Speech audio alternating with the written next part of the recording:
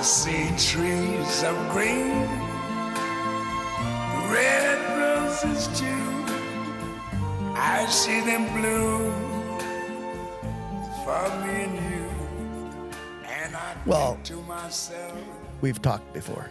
You and I have chatted on this podcast called the BiVo Joe, and we talked about your grandpa, who was a flooring guy because he was a pastor of a church and he had a floor business to support his church work habit.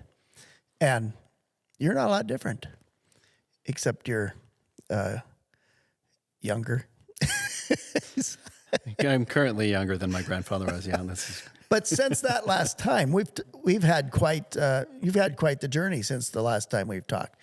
You decided right after that to throw your hat in the ring, I believe. Yeah. When did you decide that, and what ring was it? So we talked about flooring business stuff and basically how God just brings the adventure. And you can be doing something like flooring and having an incredible ministry. You can be doing whatever you're doing and having a ministry of it if you're open to it. Right. And so it's always been, the adventure has always been just being available and just saying yes. Like, I'm here. I just work here, God. You point me at something and I'll go after it. And that can be terrifying and can lead to some really interesting things. So you were school board, minding your own business, being the chairman of the school board, which is not an easy feat. It's pretty interesting. There's lots of things that school and education has to deal with right now. Yeah, school board was one of those things I was not looking for or asking for or wanting or any of those things. And God pointed me at it, and it was like, okay. And I've been raised in a wonderful family that just was about the adventure of God, whatever it was. That's cool. And not questioning it. Sometimes questioning it, but being at the end of the day, it was whatever it is, we're in. And so that was modeled for me by my grandparents and my parents. And I watched my grandparents, very simple people, have a monstrous impact for the kingdom. And I think about your father-in-law all the time. Oh yeah. Being a logger truck driver and just being a powerhouse. Yeah. And God just loves to do those kinds of things. And in the end, he's like, look what I did with the flooring guy. And you guys with your PhDs and you guys with your this and your fancy this. And because the wisdom of man and the plans of man is the best they can come up with the smartest things they can do. And it is just a lame plan. It's not a good one. I don't have a PhD. I don't either. I do have a post hole digger in my garage. So that's a different kind of learning experience for sure. Well, you can buy that PhD. It's not very much. I'm still waiting for my honorary doctorate. That's what are those anyway? I don't know. Those are really slimy, I think. But I love being in a place and forcing myself back into that place of like, God, whatever you want to do, I'm in. And it is, I got to tell you, there's no peace that can be found anywhere. We were talking in the sermon today, you're talking about sheep and shepherds, and sheep are just dumb and happy. And I just want to be dumb and happy knowing my shepherd is a good shepherd and his plan is way better than anything I could come up with. And because of that, there's so much safety and there's so much peace in very dangerous positions, very scary situations. Also touched on the Psalm, talking about he prepares a table for me in the presence of my enemies. Yeah. And if I'm scared of my enemies, I'm not eating anything. I'm sitting there that's not my kind of shared meal experience. Hard to have an appetite. But when I know who my shepherd is and I know that I'm safe and I'm at rest, I can have a banquet and I can have joy and I can have all of those things surrounded by my enemies. And it's awesome. It's a superpower. So you traveled into some uncharted territory, you might call it. I don't know if it's a valley of death, but it was a valley of politics. Yeah, which that might be worse, actually. I'm not sure. Yay, though I walked through the valley of politics. So you went from school board chairman to thinking that you were supposed to run for state senate. Yeah. So I have been loving God calling me into school board, even during COVID, all the different things. Right. I loved just watching God open up new things that I didn't know I could do and going, oh, cool. Thank you for being with me, and thank you for preparing me in ways I didn't even know you were preparing me for, to do this job that I didn't know existed. Yeah. And so that's where I've been. I've been parked knowing that God gave me this, and I'm going after it, and being comfortable stepping into that very uncomfortable situation of COVID and lockdowns and all the things, and all the hot topics in politics. A lot of them are centered around schools and kids and all the different things. And so I was there. And then I got a call asking if I ever thought about running for state senate. And I said, nope, no thanks. That sounds terrible. I have a great life, and I'm doing this thing that I know I'm supposed to be doing. Yeah. And I hung up the phone, and I drove back from a volleyball tournament my daughter was in, and I just went, oh, no. I know this feeling. Oh, no. I think I'm supposed to do this, because it's so random and so exactly like school board was, like a bolt of lightning out of nowhere, and a thing that I am like, what? No, you have no other options? Or what's the, like... You know, this is Oregon politics too, which is not the easiest thing as a Republican. No, it's pretty liberal, and it's pretty. You have to lead all people. Yeah, that's a hard challenge. Yeah. So this rando call comes into you. Would you run for state senate? Yeah, and they were recruiting you, weren't they? Yeah. Well, the other thing is it was like the worst kind of recruitment. Also, because the current senator was unable to run. So it wasn't like, hey, we want you to do this. It was like, oh no, we need somebody to step in. Who can we dupe into doing this? Because it's the demographics of our area have changed a lot.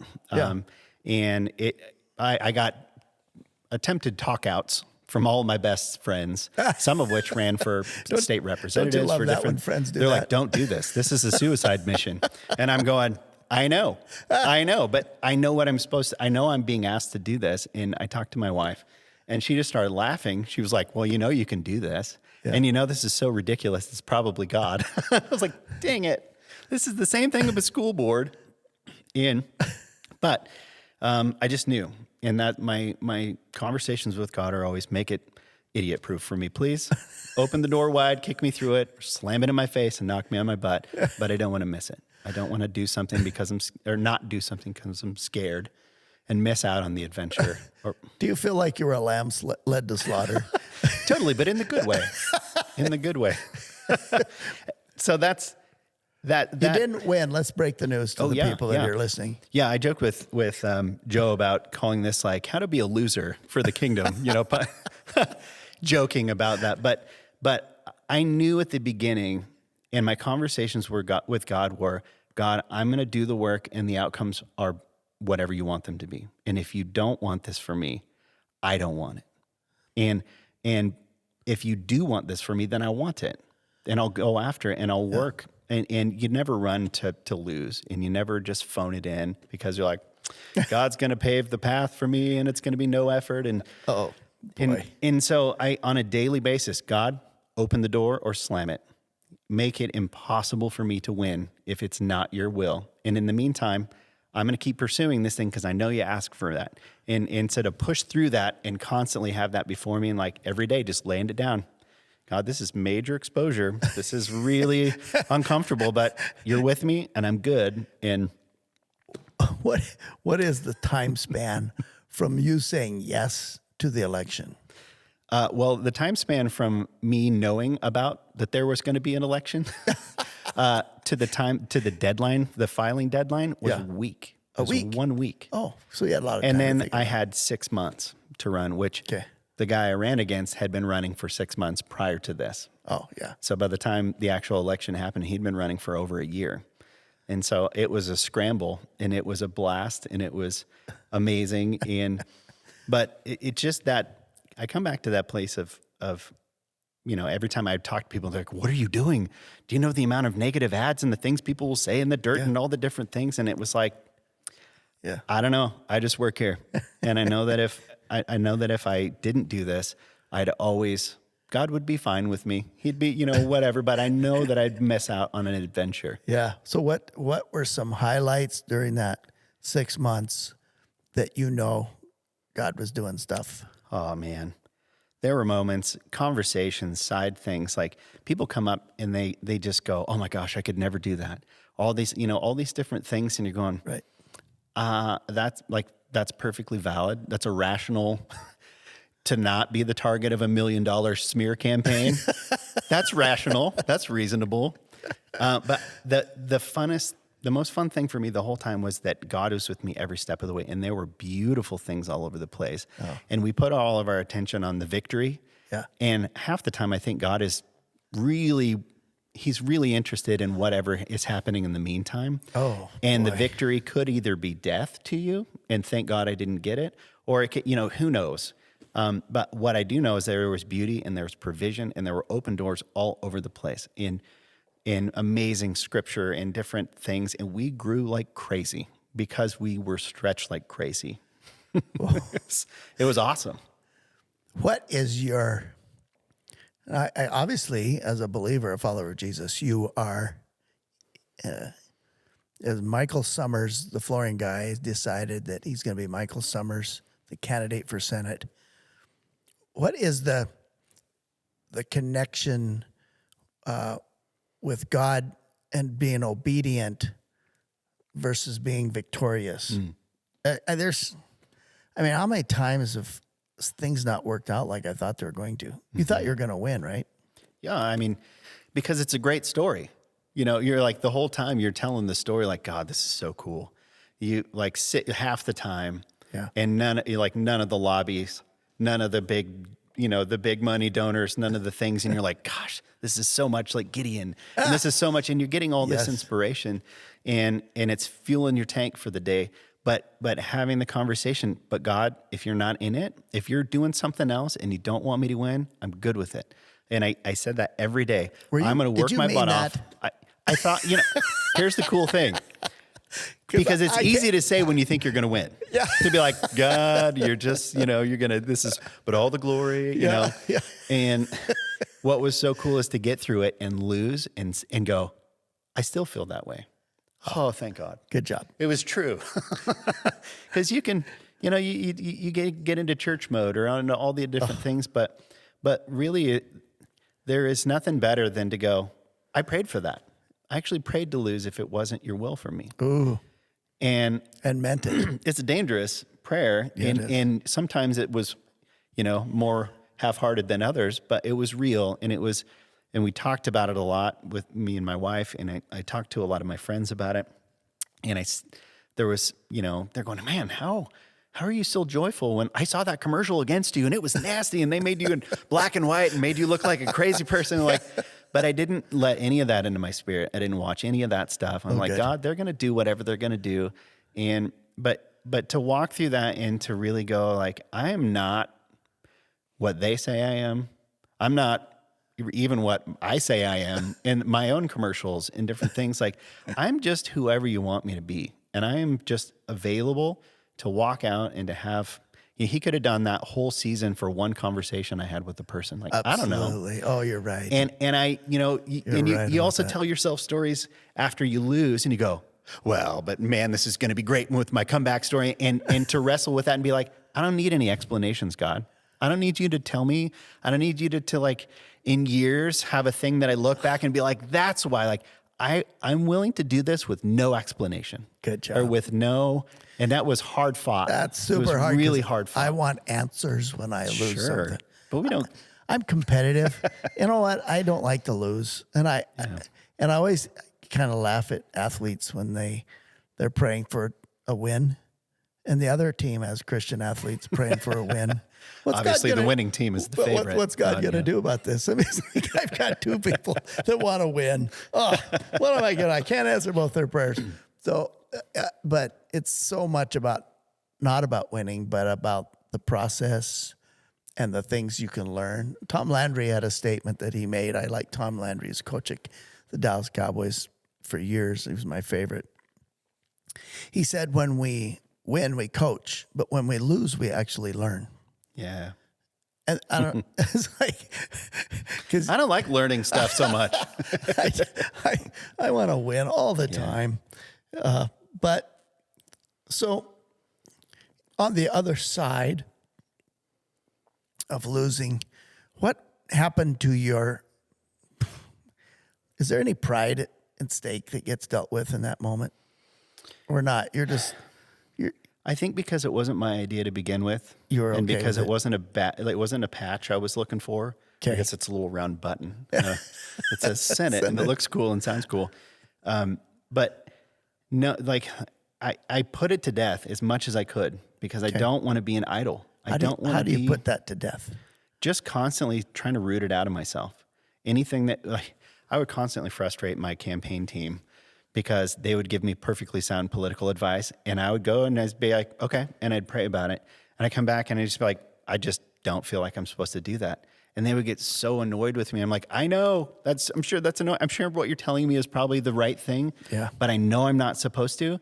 And if I was coming up with my own prideful ideas of how to do this thing, I would have been so annoyed, and I would have been fighting and arm wrestling this thing into shape. And but I had so much peace and total confidence saying no all the time to these really smart people that are paid lots of money to run campaigns into, positive ads don't do anything. They don't move the needle.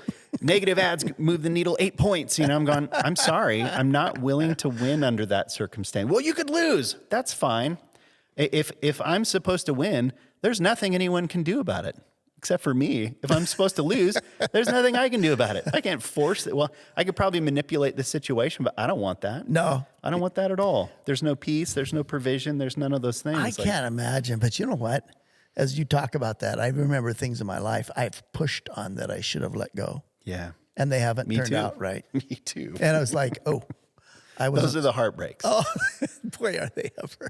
Usually financial ones. But when God calls you to do something, you're like, I don't really want to live in Salem. I don't really want to, no offense to anyone, but no offense. I live in Central Oregon, It's pretty nice. Everybody from Salem wants to live I'm here. like, that sounded horrible to me, except for I just knew he was asking me to go after it. Yeah. And so, it's a weird space to live in, and it depended on the day, but there was just total peace, total provision, and beautiful things all over the place. And there was maybe like a 10-minute, 15-minute after the results came in, and you're surrounded by all your friends and family and wonderful people that have surrounded you and done all these wonderful, incredible things to support you, where I just kind of sat and just went, I went different in my head. What do I think about that? What do I, and just kind of, man, that's a big thing to do, and it's very public. It's not like I have personal failings all the time, and I keep those to myself. Thank you very much. I don't want anybody to know that. They're not in the newspaper, or they're not analyzed. No, but in the world of politics, they often are. Yeah, but it was so cool to just sit there and be like, okay, what a crazy adventure, God. Wow, it is not boring being a Christian. No, and it was very sweet, actually, really sweet. So okay, let's talk about this political world we live in. It's quite, and you were venturing into that. You're still involved to some degree, obviously. And people look to you, and a lot of people voted for you, and they're disappointed you didn't win because you were going to represent their viewpoint. And as also church people, where we gather, and I know that I gather with people that have different political viewpoints. I've had people leave our church because somebody wore an offensive T-shirt to them. Sure. Promoting their political viewpoints. I don't know. Honestly, it's a crazy world, and I think that the enemy lurks around in the picking off people that can get hurt. How do we stay Christian and not political, or do we go ahead and be political and Christian? How do you separate all that out? Politics is a terrible religion. And it is very much a religion. Oh. And I think about the Screw Tape Letters where C.S. Lewis is talking about, his characters, the two demons that are trying to trap this guy, are talking about this man that they're trying to deceive. And they are strategizing about it and going, man, if he's a very patriotic person, and if we can get him to lean into that and really attach it to his faith, then all of a sudden he's going to think he's being a good Christian, but really his faith and his politics will be in the wrong position and wrong alignment. And all of a sudden, politics is going to be the God and going to be the religion. But all the while, he's going to be thinking he's following his Christian faith. And I am just as guilty as this. I'm always, when you read about the Pharisees and you're like, those stinking Pharisees. And then you're like, no, I am usually like, dang it, there he is again. And it's in me. I'm the Pharisee all the time. Yeah. And so it's that was such a good warning to me, because I love, politics are fascinating. It's chess. It's all these interesting things that motivate people to do different things. But it can easily become my religion. Mm-hmm. And I think I'm being a good Christian, and I'm burning people that would listen to Christ in another situation. And if I function as a politician first, then I could be the wall in between these people and the gospel, and that is terrifying. Horrible thing to do. Do you think that's happening today? Obviously. Yeah. It's such when you actually take a step back and look at it, it's evil genius. It's totally brilliant. Yeah. And I remember our pastor at our church in Bend was talking about a conversation he had with his nephew, and his nephew was saying, I could never be a Christian because I could never be a Republican. And that just broke my heart. I'm like, what are we doing? Yeah. When we have those things out of whack, we are literally building a bridge, or a wall instead of a bridge. Yeah. And I knew at a young age, and I've had several people pray this over me, that I was a bridge builder to little pockets of people that nobody else could reach. And so for me, it is so fun. I serve on a school board it's a split board, and it is very different, very, very, very different. And I've had a blast building bridges with these people that I serve with, that are really thoughtful and are really caring and love kids too, and want the people to feel accepted and known and loved. And so the thing that was really fun to do is run as a Republican in a blue state and get to the end of it and go, when we were doing our kind of evaluation, and me and Allie talk about this a lot, and going, I don't think I made an enemy through this entire process. Man. Congratulations. Including my opponent. I had breakfast with my opponent probably a month ago. No way. After. Did he buy or did you buy? I made him buy for sure. You owe me, you dirtbag. But that was a big goal. He is not my enemy. He is not my enemy, and I'm going to do everything I can. I can't control what he does. I'm not going after him or his family, and that's not my way anyway. But man, the party sure wants to go after that stuff, and they want to take on all these cheap shots, and to just go, the party. I'm called to bring wholeness to something broken, not to break it further.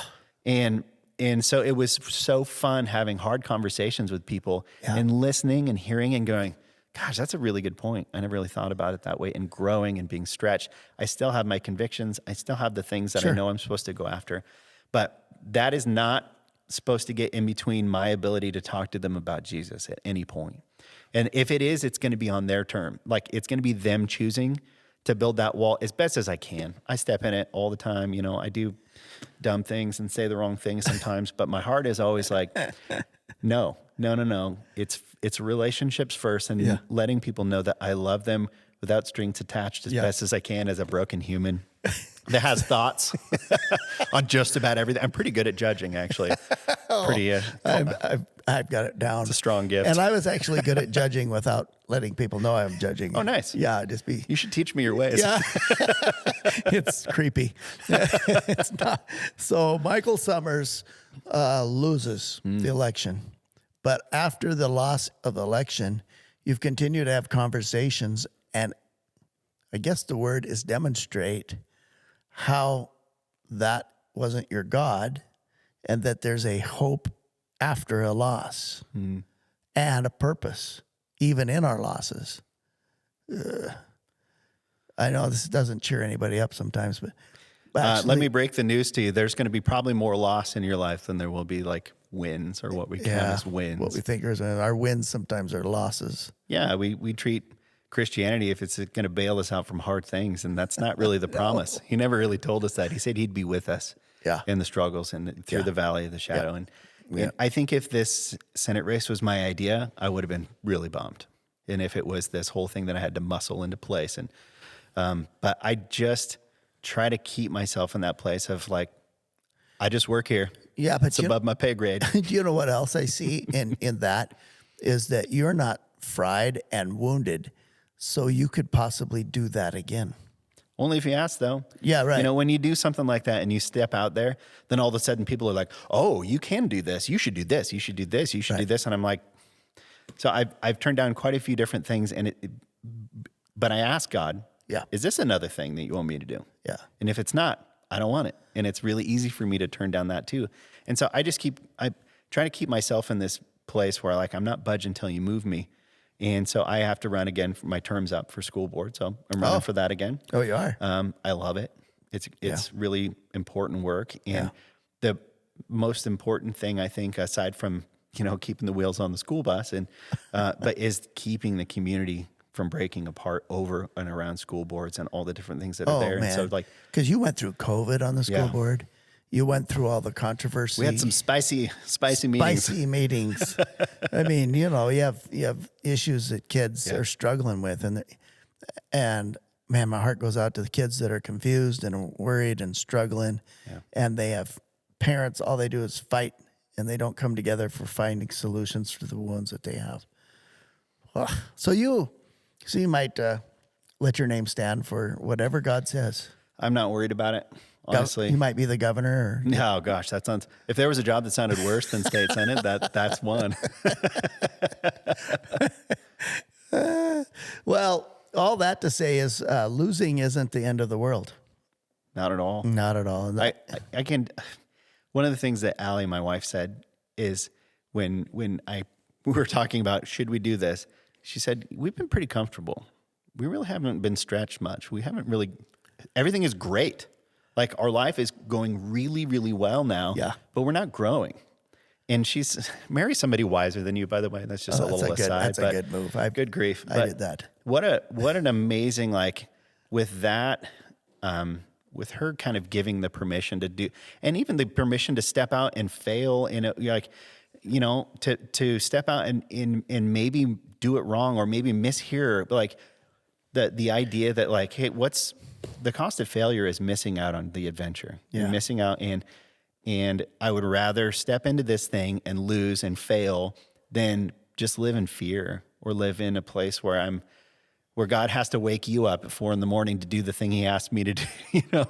I've had pastors like that. And I'm like, hey, sorry you had to do that thing. I think I was probably supposed to do that, but I slept in. So God had to nudge you to get it done. But sometimes we think God is wringing His hands, can I get somebody to do something? But He'll find hearts. Yeah, He will. He'll find hearts. And that is just so much simpler when you're walking down a street and your posture is God, do whatever you want.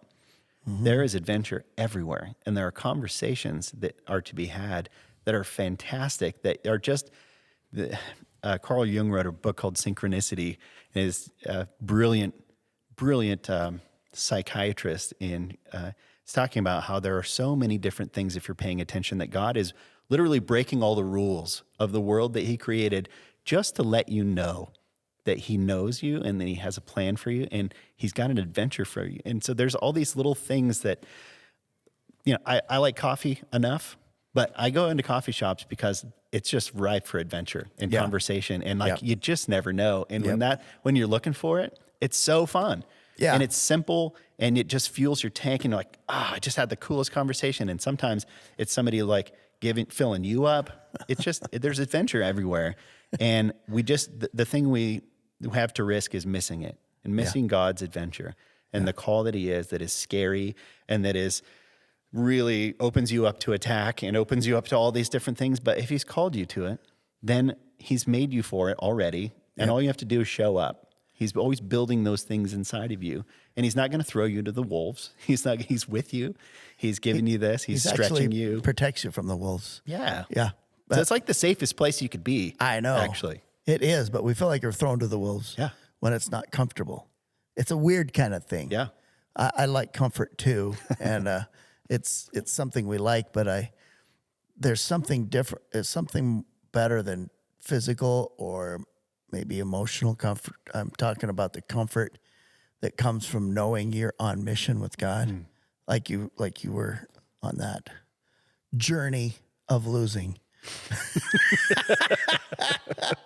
You wanted to name You this too can be a loser. Follow our 5 easy steps. Don't listen to the professionals around you. Say yes when it looks like it's not possible. Yeah. But wow. Well, Michael, I'm just proud of you as a friend because I think you're teaching people all around you, including me, that losing and winning have to do with your heart and not so much the outcomes of our lives that we think are supposed to happen. I was sure I was supposed to lead a church that said no to me at the last minute. They said it the same day that, and I was sure of this. I was deep in my spirit. I knew it. I was like, this is God's will. So I said, okay, I'll do it. And I was asked by him, all that stuff, recruited, as you say. And they came down to the wire and they said no. The same day that Chris Dudley lost the governorship race, and they added up the next day, they were adding and re-adding, and it was official he had lost. And I felt so bad for him. And because I was feeling bad for me. Because I think what we have to do is get over it quickly and realize that God has a journey we're on that does not necessarily mirror our preconceived ideas. Yeah. Is that right? Yeah, absolutely. And I've got to have conversations with Chris, and he's an amazing guy. And same deal, just you're called, and you're supposed to do the work, and then you know that the outcomes are out of your hand, you do all the stuff. You can't. I did get to go to the inauguration this year, which was just super interesting. Like? It was one of those where we were exhausted from just emotionally exhausted from the whole process, but. I got a chance to sit down with a lady that ran for state governor and have a conversation about what it's like. And she had the same scriptures that I would like, the same different things. She had the same. I'm going like, me too. Did she lose? She did. Oh, and she like Gideon was like all over my campaign. And every time we'd have a setback or a big lobby would donate, would decide to side with my opponent. Everyone would freak out except for me. And I'd be like, Gideon. And I think I annoyed them and, but it was like, it's not up to me. No. It's not me and my strength. Yep. And if he can do with this much, what I couldn't do with twice, 10 times that. And we just got to go forward. We just got to move forward in confidence, knowing that that he's all over it. And so to have that conversation with somebody else that got it on an even bigger scale, and for her to just be in that place of like, I just work here. I just know I was supposed to, and I know I did what I was supposed to do, and now I'm doing what I'm called to do now, and it's pretty awesome, and to be able to see that in someone else, and for her to speak into my life, and to have that exchange, and just encourage each other, like, hey, wow, what an honor to be able to fail so spectacularly publicly. Go big or go home. Well. Thank you for sharing your journey, because this is a journey that other people are on in other areas. They wanted a business they didn't get, or they wanted a job they didn't get, or they wanted a family they didn't get. There's all kinds of things that we feel like losers when we're really, it's only an outcome we didn't expect. And we have to go back to that shepherd, that leadership of Jesus that takes you through the valleys. And if we can do that, it sure is easier. You sleep better. Oh, I need to sleep better. You've been really helpful to me in this. I hope this might not be for anybody else listening, but it's for me. Oh, okay? Good. Because so maybe this whole process was just so I could talk to you about this. I really appreciate it, because now I'm... that was exhausting. We could have just got coffee, man. Well, I hope it was for someone else, because I got a lot out of it, and I really respect that. And it's a good teaching moment, and it's something we need to not waste it. I don't want to waste the devastation. I got hailed out one time, and the adjuster came when I was farming and said, "Oh, that's a total loss." I said, "Yeah, he didn't get out of the pickup because everything was just flat on the ground." And I said, "Yeah, I guess I'm just going to light a match to it and burn it." He says, "Oh, no. take your swather and try and make a windrow and go around and see what you get. It's better for the soil too. And I said, okay. I got 23 bushels in an acre, which was great because it was all gravy because the insurance covered the loss. It was best year I ever had farming. So what? That speaks to your farming abilities, Well, but still. it does. But it spoke to me. Don't waste the devastation. Totally. Don't leave it lay there and just forget it. Because otherwise it's just sad. It's just sad. And that's one of my favorite kind of postures to be in when there's a setback or when there's a frustration or when I fail. Yeah. It's like, you know what? I'm going to turn that around and I'm going to make the enemy wish that he never messed with me. Like turn it around and rub his face in it and like, man, that could have buried me. But instead God used it to do something different and made something beautiful. And I had a conversation with a gentleman after church today who spent the first half of his life in prison. And now it is payback time for the kingdom of darkness. Like now he is going after it. Yeah. And I'm going, man, I bet the enemy wishes he would have just left that guy alone. Yeah. Because now I told him this. I was like, you're dangerous in a different way, my friend. Yeah. Now you are going after it, and you are shining like nobody can shine, and you have a testimony that nobody can take from you and say, well, you don't understand. I had it hard. And it's beautiful to watch. And I just love that kind of stuff. There's kind of a rebellious nature in me that wants to make the enemy pay for the things he robbed from us. And I think we're designed that way to withstand that, but also when we fail, to turn it around and use it as a lethal weapon against him. And then you can share it. Like, hey, me too. I've been there, buddy. I know that feeling, but I didn't build a house there. No, I moved on. I did something great.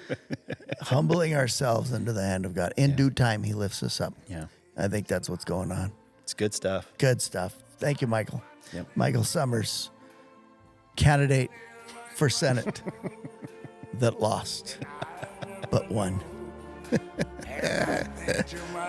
Cool. Thanks, bud. Yep. What a wonderful world.